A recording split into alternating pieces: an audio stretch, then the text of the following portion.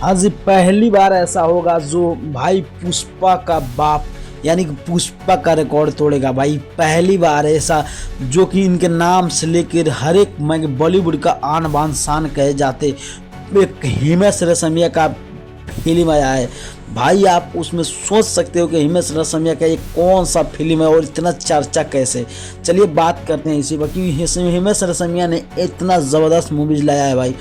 क्यों इसमें एक्शन से साथ साथ अगर हम बात करें जो कि बड़ा कुमार रवि कुमार का ये मूवीज़ जो कि आप लोग सुन सकते हो और देख सकते हो यार, इतना ज़बरदस्त फिल्म की भाई पहली बार ऐसा फिल्म लग रहा है कि पुष्पा का बाप यानी कि पुष्पा का रिकॉर्ड तोड़ सकता है।